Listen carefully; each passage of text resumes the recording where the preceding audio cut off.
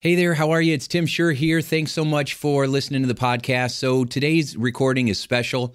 It's something that I put together that I think you will really get a lot out of. It takes a deep dive into your own psychology and helps you understand some things that might be happening at a unconscious level. If you've ever felt stuck, if you've ever felt blocked, if you ever felt like you were really close to accomplishing something, but you just couldn't quite close the gap, whether it was with your business or maybe it's with your health or maybe your relationships. So this is different than me interviewing somebody. Today, I kind of interviewed myself, and I just wanted to share this with you because I think you're going to get a lot out of it. There's a lot of really cool psychological strategies that will hopefully help you to become more aware of any limiting beliefs that might be sabotaging you, or if you're telling yourself a limiting story or communicating with yourself in a way that keeps you stuck. A lot of times we don't even recognize our own blind spots. There's an old expression that says, if you learn to go within, you'll never go without. And so you're going to get a lot out of this. I'm glad that you're here with me today. So let's jump right in. So here's the question. What is going on inside of the minds of top influencers and business professionals that are causing them to excel in their career and in life? My name's Tim Schur. You're listening to Psychological Secrets for Skyrocketing Your Business. And the answers you've been seeking are in this podcast. Hello, my friends. So let me ask you this. Have you ever felt like there was something that was so important to you, some goal, whether it was building your business or improving your health or strengthening your relationship, and it just felt like no matter how hard you tried to make it work, no matter how hard you try to make it happen, things just didn't work out. You get so close and then it crumbles apart. You have the best intentions and then it doesn't work out. And then afterwards, you're sitting there going, what happened? I don't understand. I knew exactly what I was going to do, and I knew exactly what I was going to say, and I knew exactly what action to take, and it didn't work out. And you don't know why. And I want to share some insights that I've learned from working with thousands of people over the years to help you to understand what's going on at a subconscious level. So I was working with somebody this morning, and I saw so much of myself in this person, at least the way that I used to be, the way that I used to think, and I saw the struggle they were having, and I saw the emotions they were going through. Because when you mindfulness, self-awareness is the first step, understanding what the real issue is, what the real challenge is inside that's keeping you stuck, and recognizing it. A lot of times we think it's one thing and it's actually something different. After years of helping people, they would say, wow, I never would have thought it was that. And so the first part is self-awareness. Now, a lot of times people think that just knowing what the problem is somehow fixes it. And that's ridiculous. It's only step one, right? Creating self-awareness and recognizing what the pattern is the first step. And then the second step is shifting it, right? Interrupting that pattern, breaking the pattern. It's like you've got this old CD running in your head over and over and over again. The first step is to recognize that you're playing the CD. And then the second step is to start scraping it up so it doesn't play anymore. And then the third step is to put a new CD in there so that you have new messages and a new story that plays in your mind, because that new story influences how you feel and how you behave. So I was working with this person, and I started recognizing the pattern. And there's different patterns that we go through in how we communicate with ourselves and how we tell ourselves a story about what we think is going on in our life. And it's that communication that you have with yourself that's determining what's going on and why you're feeling the way that you're feeling. We often think that it's our past that is determining us, when your past is behind you. What's determining you right now and what will influence you in the future is what you're telling yourself in this very moment.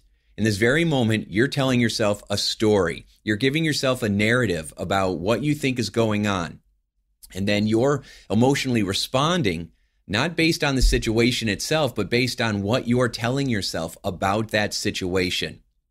So you can look at any situation and make yourself feel safe or make yourself feel scared. You can look at any situation and make yourself feel excited and motivated, or you can look at it and make yourself feel guilty or full of shame, or tell yourself that it's never going to work out, or get angry and direct that anger outward at others, or direct it inward at yourself, which then shuts things down. So, all right, so how do I start with this? So I was So I saw this person struggling with some new information, right? I saw they started to run a pattern. I think I'll start it this way. Virginia Satir was a famous family therapist, and she said that there's 5 ways that we learn to communicate when we're little. It helps us figure out how to survive, so to speak, what our role is in the family. She said 4 of these communication styles are very dysfunctional, and one of them is really healthy and where we want to be. And so the healthy way of communicating is by leveling. And leveling means by being open, being honest, being direct, and being compassionate with yourself and with those around you. And it's something that human beings really struggle with. Usually we're good at 1 or 2 of those pieces, but we're not good at the rest, right? So we might be really good at being compassionate, but we're not very good at being direct and really honest about how we feel.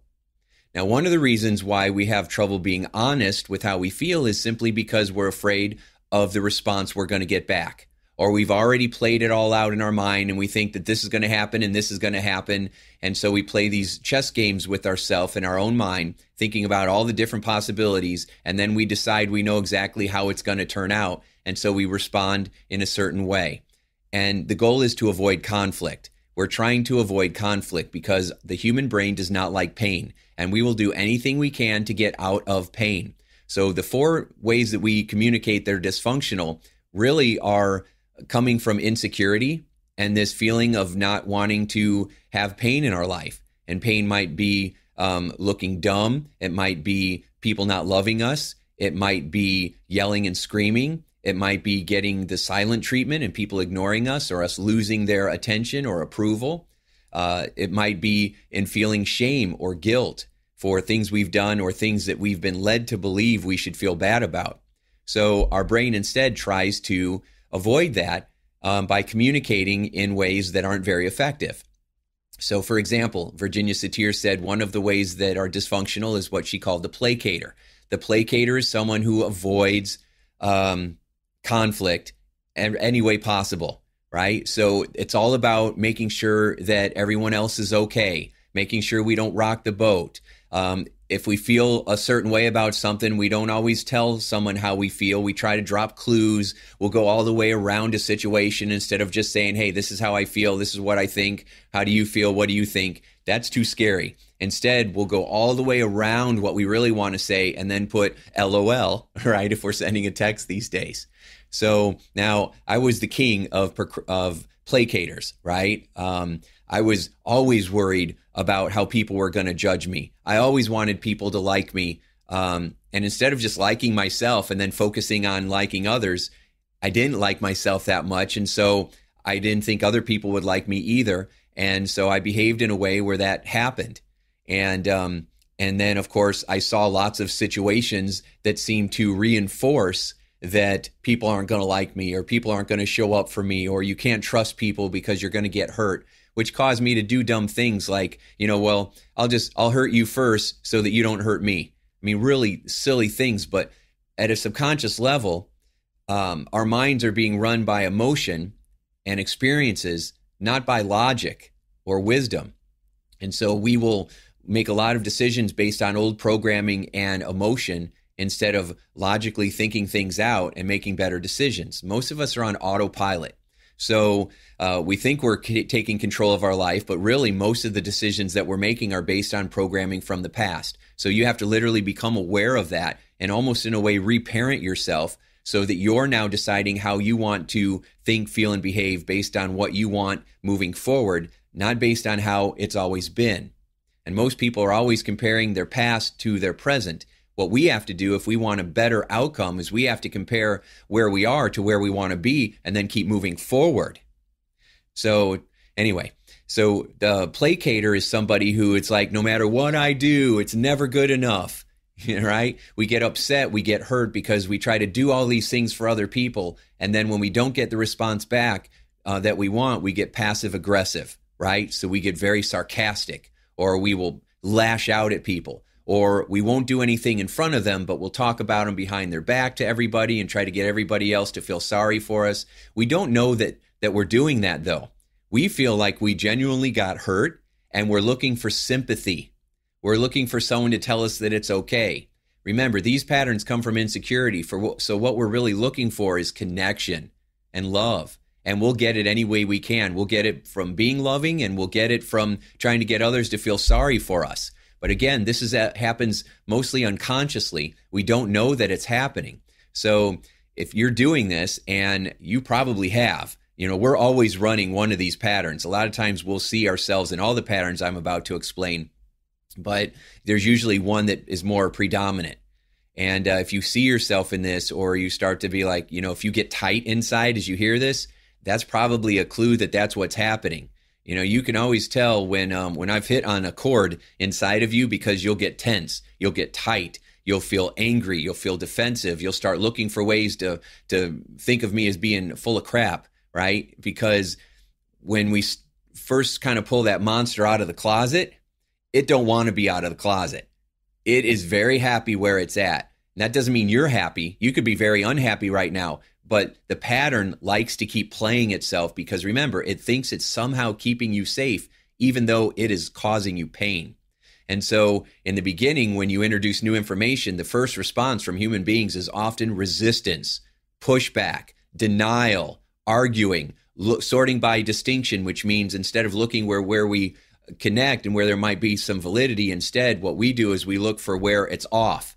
We look for where there's a crack in the armor. So we're looking for details or words or the way that you said it, so that we can say, no, that's false, instead of trying to understand and taking feedback. So when you're shifting behavior, the first experience we have is resistance.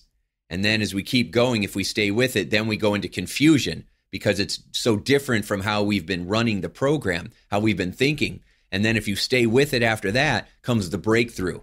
Right? Your biggest breakthroughs are hidden in the places you don't want to go, because your brain doesn't like pain. Like all of our brains, we don't like that pain. And so as in the beginning, it will resist and say no and push back. Then it will go into confusion, which is another way of dissociating and saying, no, I don't want to deal with that either. But if you stay with it, then the transformation occurs and your mind goes, well, wait a second. Owning this situation, taking responsibility just means the ability to respond. It means that suddenly, instead of feeling like things are happening to you, now you're saying, no, I'm in charge of what I'm experiencing. I might not be responsible for what has happened around me or to me, but I still am responsible for my interpretation of it, of what I'm telling myself about it, because what I'm telling myself is determining how I'm feeling right now, and my feelings determine how I behave. So you can always own whatever's going on, even if it's just what you're telling yourself about the situation. As soon as you own it, it gives you the ability to do something with it, and that creates an opportunity. That creates the ability to think differently, create a new feeling, which is a lot more peaceful and loving and happy and accepting. And then it creates a new outcome, because you did something different. You're going to get a better outcome, right? In life, there are winners and there are learners. Not losers. There's winners and learners. And if you're doing one or the other, you are succeeding. So as I share this, if all of a sudden you get tight inside, good. That means that you might be open to something. We might hit on something that you should really pay attention to. Again, most people want to avoid the things that make them uncomfortable. If you can get yourself to go towards those situations, and I know it's hard, but when you can get yourself to do it, and you have to have a mindset of love and acceptance, and try to get away from the self-judgment. But when you start to move into love and acceptance and you go into those places, I'm telling you, that's where your biggest breakthroughs are going to be. And if you don't do that, it's going to feel like no matter what I do, it never works out. And that's because what you're doing is the same pattern over and over and over. The details might look different. The situations might look different. The goals or people might look different. The weight loss plan might sound different. Right? The business strategy might seem different, but you are running the same pattern, and that's why you keep getting the same result. And if you're not happy with those results, we have to change the pattern, and it's the last place people want to go. And that's why so many people don't get what they want. But you can if you decide to go in this direction. So the placator is when we start feeling sorry for ourselves, when we start saying that, this is wrong, or that I feel I'm not getting the love that I want, or I'm not being treated right. And we start to feel really sad inside. And then what we do is we will either get angry at other people and say, well, fine, I'm just not going to talk to them anymore. I'm not going to do anything for them anymore. I'm going to see how they like it. And we get real snippy, and it's this passive aggressive behavior, or it's this righteous indignation, right? Where we're going to all of a sudden feel somehow like we're connecting with ourselves by acting immature and not owning the situation, or going up to that person and saying, hey, you know what? This is what I was doing, and this is what I was trying to get out of it, and this is what I saw from you, and it might be wrong, but I want to come to you and tell you how I'm feeling and ask for what I need, and understand where you're coming from as well. Also understand the other person's point of view instead of just trying to cram your point of view down their throat, right? Seek first to understand, then be understood. It creates open communication. But being able to share openly, hey, I'm feeling hurt right now. This is what I'm feeling. This is what I was hoping for. I should have been more clear. I just wanted to share this with you and see what you have to say, right? And hear your thoughts and hear your feelings, and come at it with, and see where they're at, and they might come back and be angry or be sarcastic, but, but they might not. And maybe they've always done it that way, but maybe this time they won't. And it really isn't about their reaction. It isn't really about their response. The goal is for you to respond, or for you to take action, for you to be open, for you to be honest, for you to be direct, for you to be compassionate. What people do is they say, well, I know how they're going to act, and because they've always acted this way. And so what it does is you use them as an excuse for you not behaving in a more mature way, and it keeps the pattern going. The monster runs back in the closet and says, well, now we get to stay exactly the way that it's been, because this is keeping me safe, even though I'm totally unhappy with how my life is right now, or at least this part of my life. So instead, you got to get the monster out of the closet and realize that it's very small, this monster. It casts a big shadow. We got to get it out of the closet and keep that monster small. And that monster that I'm referring to is insecurity and fear, right? I don't know if it ever fully goes away, but we got to keep shrinking it down. We can't keep feeding it, because then it will grow. So that's the placator, right? So the placator is not being honest or direct. They're very passive aggressive, and they'll either attack outwardly or they'll attack inside, and they'll start blaming themselves, and then they'll get depressed. We'll feel sad and we'll feel depressed. And when we get depressed, we try to self-medicate. So we overeat, we drink, we do drugs, we spend money, we watch too much TV. We'll do anything we can to try to check out, to try to change the way that we feel. And those things end up causing more pain. It's really sad how us humans try to avoid pain by doing things that cause more pain. So there's an old proverb that says, if you learn to go within, you'll never go without. So we got to keep looking inward and saying, all right, how can I improve the story that I'm telling myself? Instead of blaming myself and getting depressed. Remember, depression, the word depression is a word that describes an overall feeling of lethargy and having no energy. And that no energy comes from the story that we are helpless and hopeless, and there's nothing we can do. So basically, I'm in pain and I can't get out of it, and I'll never be able to get out of it, and there's nothing I can do about it, which is a total lie. Because there are things you can do to shift, to get out of that, to feel stronger, to feel more at ease. Now, I don't want to get into a big debate about depression being biological versus, nature versus nurture, because that would be a distraction that would cause us from having this conversation. So if you start to get caught up in that, just know that that's your brain's way of trying to distract you and take you off on a tangent instead of focusing on the real point of this video.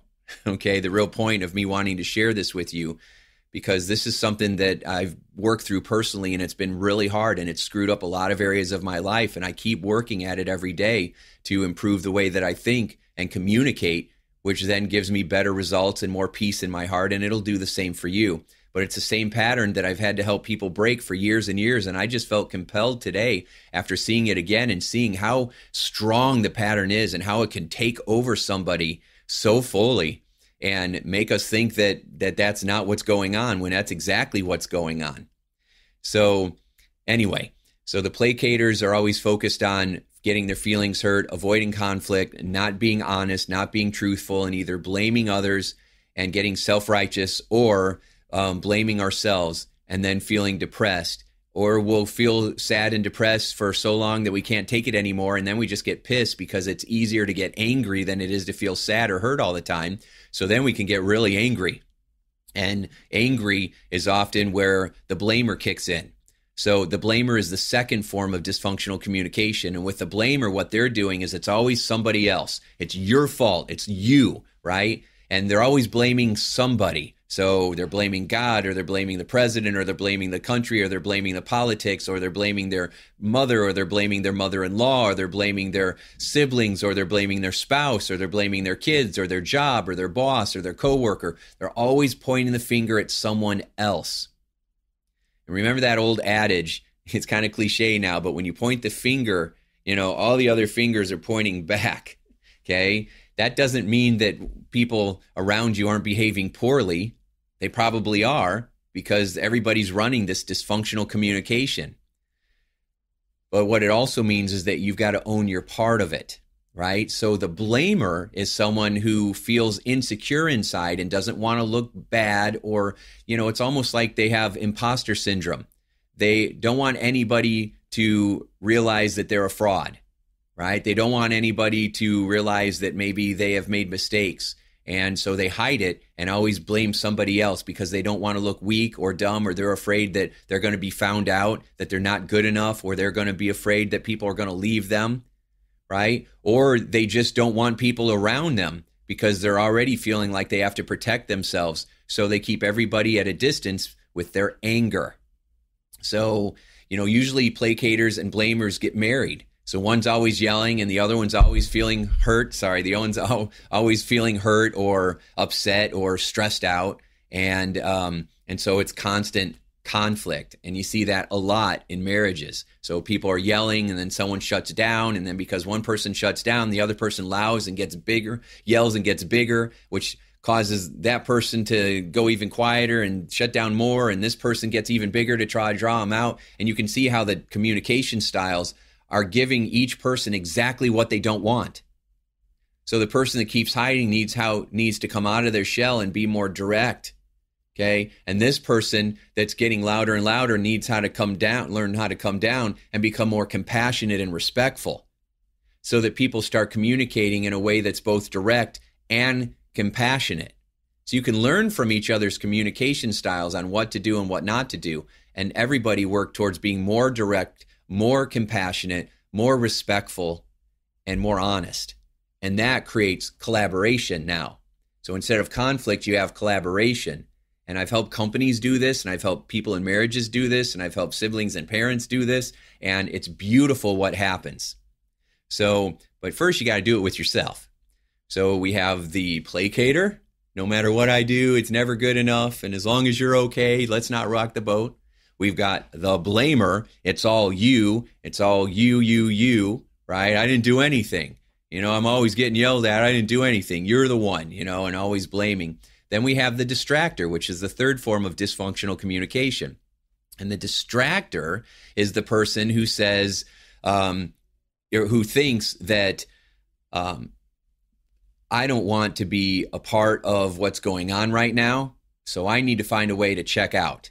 Right? So I'm going to get distracted with 50 million other things that's going on because I don't want to deal with what the real problem is. Or there's something that's inside of me that I need to fix, but it brings up so much guilt, so much shame, so much hurt, so much heartache that, and so much fear that I don't want to deal with it. So I'm going to get caught up in everybody else's drama. I'm going to get caught up in all the water cooler gossip. I'm going to get caught up in being so busy that my eyes are rolling around in my head because I've got 20 million things to do. We do this in business too. Instead of focusing on the one or two things that are going to give you the biggest breakthrough, we get caught up in 50 other distracting activities that don't really get us anywhere. And so it's a common habit. It's a common pattern. And none of you watching this right now, you didn't invent these patterns, but you're running them, right? You're running one of them at least, probably a few of them, because it's what us humans do. So the distractor is always getting caught up and going in 20 different directions so that they don't have to deal with what's really going on. It's kind of like sweeping everything under the rug. We'll just put our head in the sand and pretend that it isn't happening. And does that work? No, that doesn't work out very well. What you end up with is a carpet full of stuff and a whole bunch of hurt feelings and people holding on to grudges that about something dumb that happened or a miscommunication from 10 years ago, right? Or from 1,000 years ago. And so people just keep getting hurt because there's no real honest communication with the intention of really understanding where the other person's coming from. Most communication is, this is where I'm coming from and you need to change the way you think. Now that is not going to work, and it hasn't worked. And if you just look out in the world or turn on the news, you have lots of examples of dysfunctional communication. The fourth dysfunctional type of communication is what we call the computer. And the computer is when we get really analytical, right? And we put these blinders up or a wall up in front of us and we say, you know what?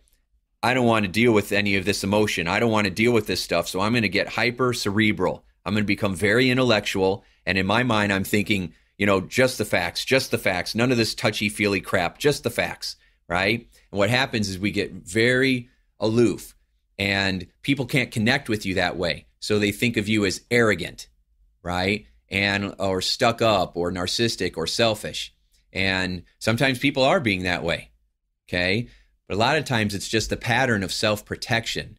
They're trying to step back because they're getting overwhelmed or getting hurt, and their insecurity says, check out, disappear.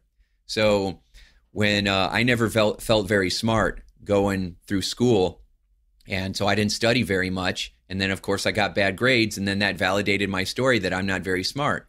It wasn't the fact that I was studying really hard all the time and then getting bad grades. Then maybe it would have been more accurate, but I just wasn't studying, and that's why I got poor grades. And I made that breakthrough when I started studying in graduate school. If you can believe that, I barely got out of high school and they said you would never get into college. I got into college on probation, and then they said you never get into grad school. And then I got into grad school on probation. And in grad school, that's when I discovered that if you study every day, your grades go up. And my grade point average went up 11 points. I had like a 2.4, went up to a 3.5, right? Just from studying every day. So it started changing that story I was telling myself. But even then, I remember just a few years ago, I was at a conference and I was speaking and I don't know why, it was kind of like this self-deprecating part of me. We were in a conversation and I'm like, well, this is my advice, but I don't know, I'm not that smart. And someone looked at me and he says, why do you say that? He says, you know that you're one of the brightest guys in this room. That's why you're the one on the stage. And that's why you're the one leading and mentoring everybody. So don't stand here and tell us that you're stupid. You're one of the smartest people in here. And I got like a serious reality check, and I'm in a good way. And I'm like, wow. I'm like, you know what? You're right. Thank you. And the fact that I owned it was a wonderful teaching example for everybody else. I didn't go, yeah, whatever. And I didn't try to, go over his head and anything. What I did was I just said, you know what? You're right. I am smart. And I need to quit telling myself that silly story. The story's what's stupid, not me. I'm awesome. All right. And then he smiled because two things happened. One, I got the insight and I owned it and I started taking action on it right away instead of defending my old way of being, because my old way of being was keeping me stuck. Why defend that? I mean, why defend things that are keeping us stuck? Does that make any sense to you? It doesn't make sense to me. And then I started saying, all right, I'm going to own this. And the second thing was the bond that it created with him and I, because he took the risk of calling me out in front of other people. It's just 4 or 5 of us, but calling me out in front of other people. And I honored him for it, which did good things in his brain and made him feel good and created a connection between us, right? He could have said, oh, well, I'm not going to do that. I don't want him to feel bad. Or, oh, I don't want him to tear my head off and not do any more training with me, right? Or I don't want him to just disappear and not be around us anymore. Placater, blamer, distractor. Or I don't want him to start, attacking me, and which is the computer, right? Instead, I was the leveler. I listened to what he really had to say. I understood where he was coming from because he was coming from love, not from trying to embarrass me or anything.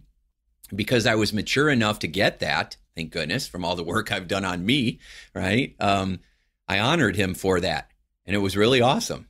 And I'm still telling that story today, years later. So we will tell ourselves these stories based on nonsense information that feels right, but it only feels right because we've been telling ourselves this for a long time.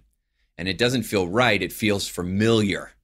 right? There's a difference between feeling familiar and feeling correct. A lot of times we'll hang on to things because it's familiar, not because it's correct. Remember that. So that's the computer, right? They'll become very cerebral. So some people will really check out and become aloof, and it's hard to engage with them. Some people will look very arrogant.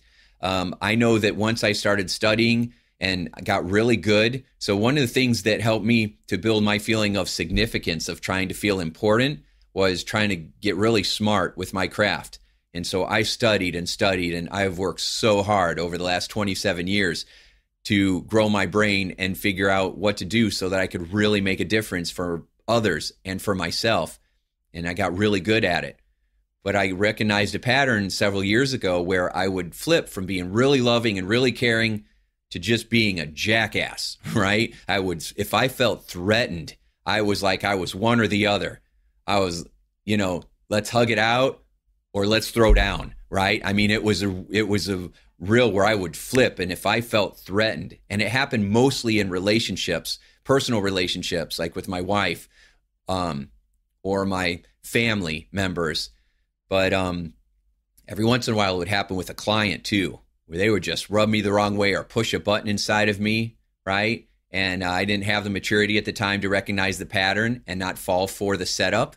So I would fall for it, and then I would shift and I would get real aggressive and sarcastic, or because I had studied so much, I knew what was really going on inside of them, and I would just lay it out, right? In a very direct but non-compassionate way. And that never worked out well, right? That never worked out well at all.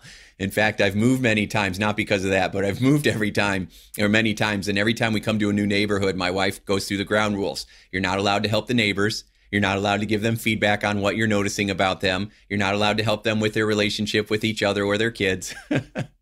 In other words, if they're not paying you, you're not helping them with that. And so anyway, it's a good rule. It's a good rule.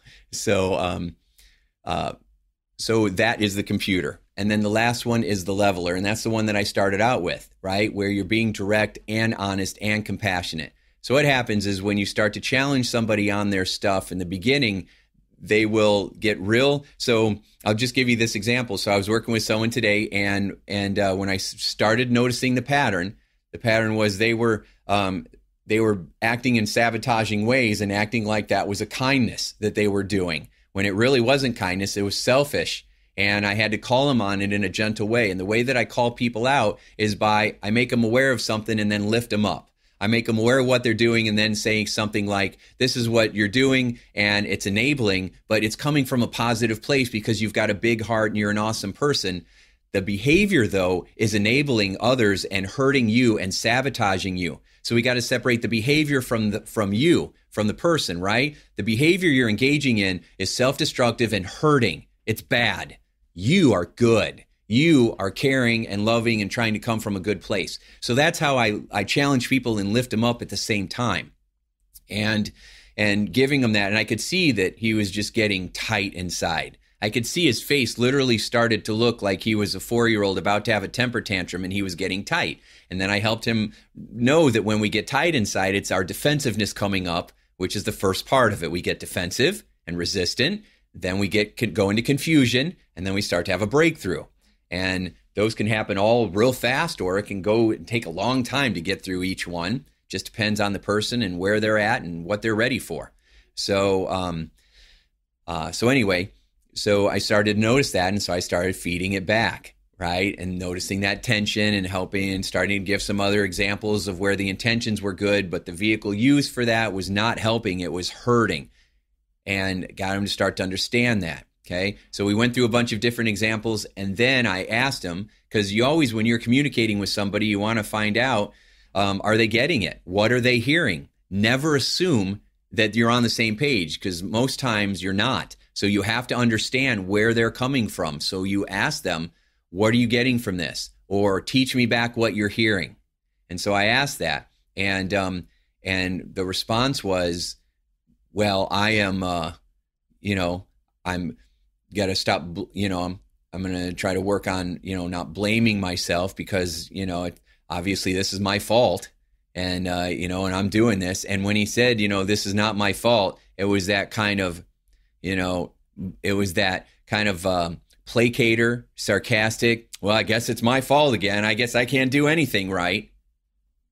And I called him out on it. I said, you're doing it right now.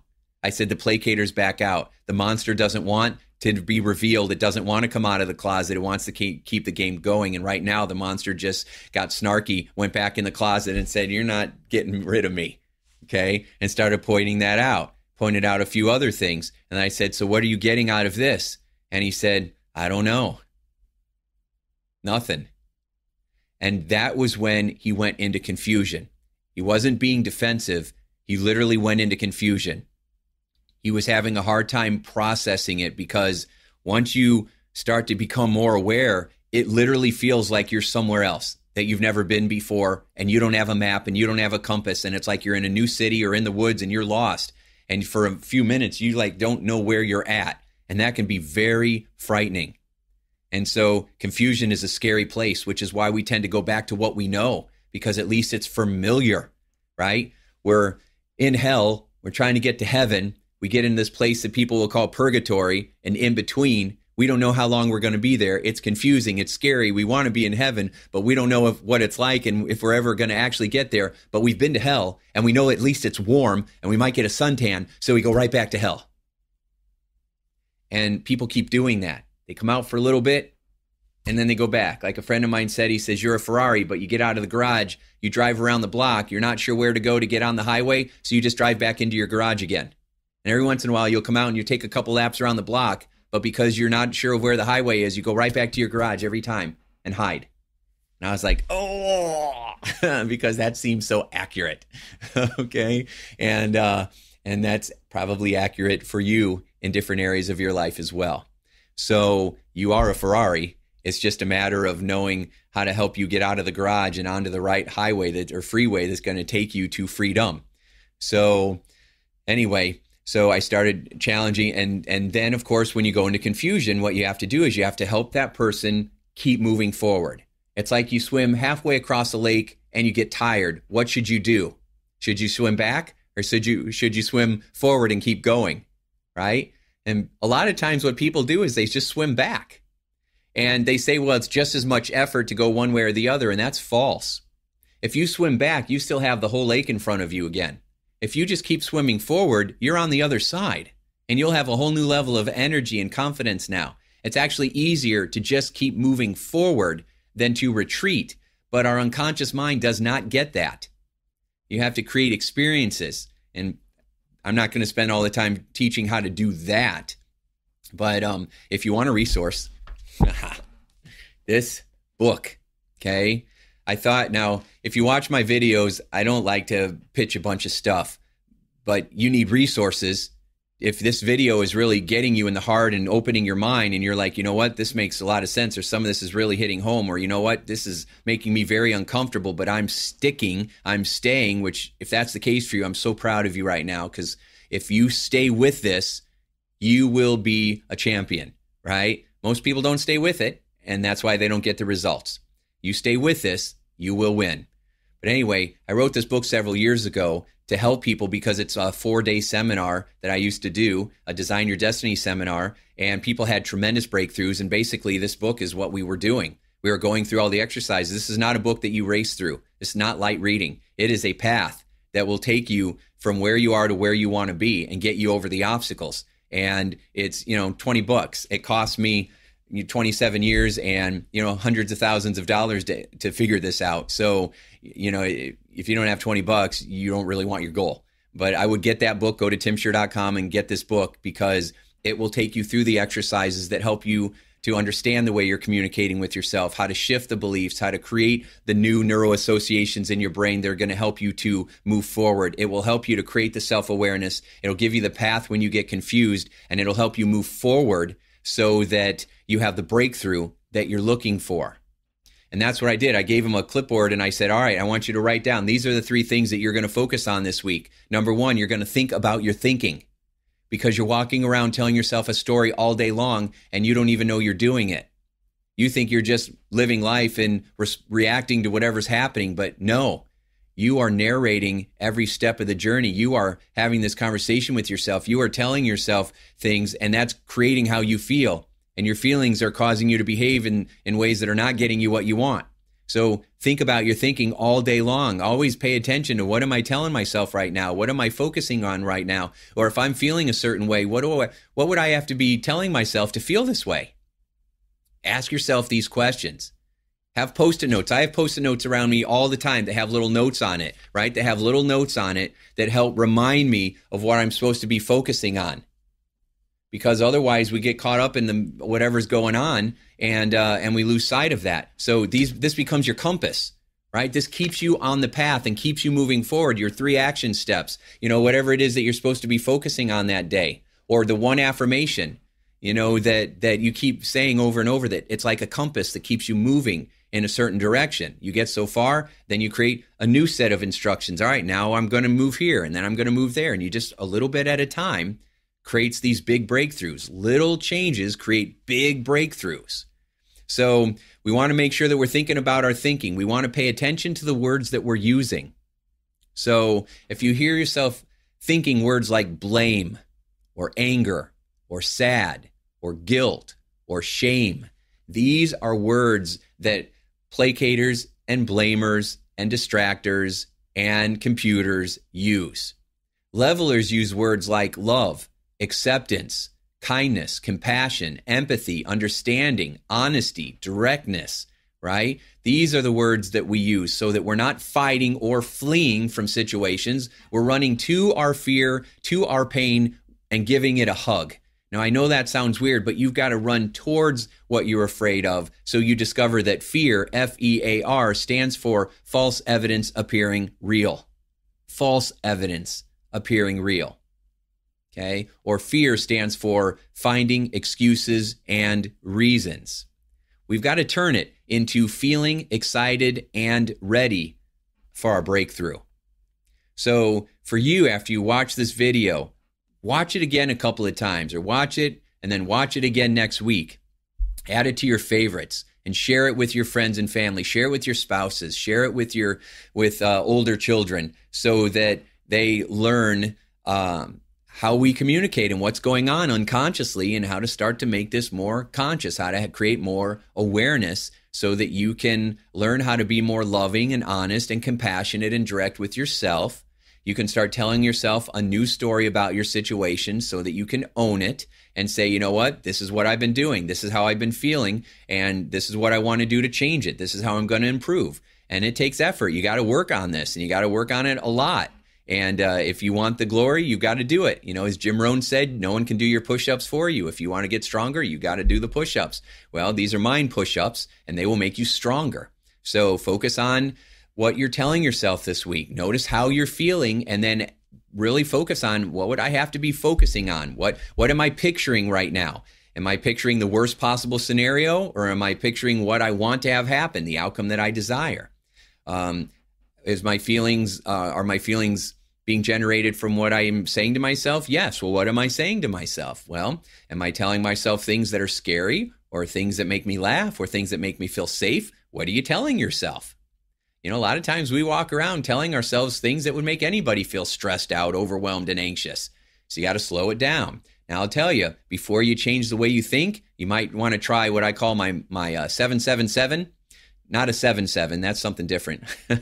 My 777 mind reset technique, right? And I just remember the 3 7s because it's like jackpot, right? So it's a mind reset. What you do is you breathe in through your nose and you slowly exhale. And what you're going to do is you're going to breathe in as you count mentally to 7. So you're going to breathe in through your nose to the count of 7.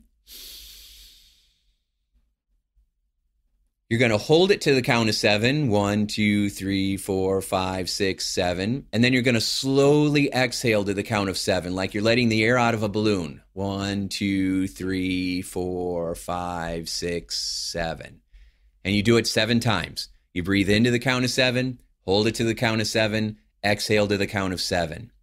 When you breathe in that way, it slows you down, okay? It makes you feel more calm and more at ease. Once you slow down, you become more resourceful in how you think. Once you become more resourceful, then you can start noticing what you're telling yourself. Notice the story you're telling yourself. Ask yourself some power questions. All right, what's the outcome that I want? How do I want to feel? What would I have to tell myself? What would I have to imagine or picture to feel this way?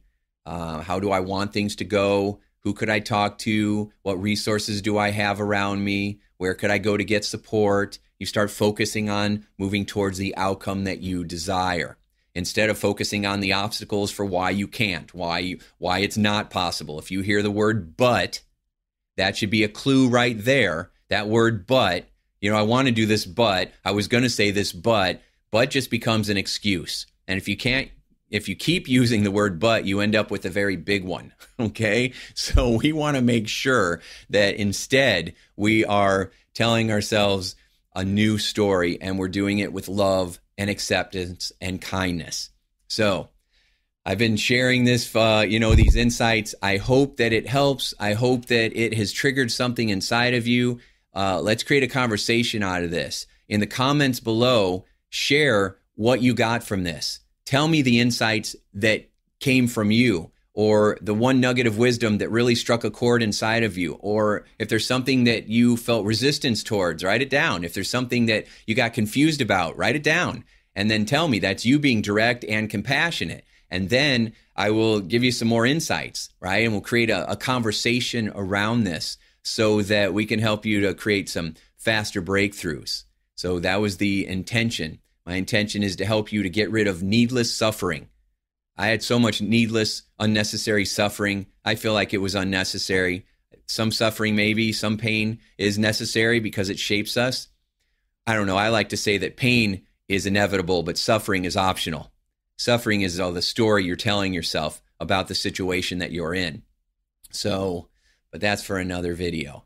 So please leave a comment. Let me know what you think, and how you're responding and what you're thinking about and what's going on inside, and really be honest about it, and really be vulnerable and open and sincere. And let's have a really great conversation with each other, and our conversations will help other people that are also, some people might not comment, but they'll read the comments and they'll have insights and growth from the comments that we share with one another. All right. So there you have it. I hope this helps. And if you need this resource, and I highly recommend you get it, then go to timsure.com. I'll put my URL there. Go to timsure.com and get a copy of it, and you'll be glad you did. Okay, so thanks so much for listening. I hope this has made a difference for you, and use these tools to make your life a sure success. Thanks so much. Enjoy your day. Thanks so much for listening to the podcast. If you really enjoyed it, please subscribe and share it with your friends. And if you want more psychological secrets for making your business and your life a sure success, go to timsure.com/newsletter and join our family of achievers who are living their dreams and making the world a better place. Check it out now and make your life a sure success.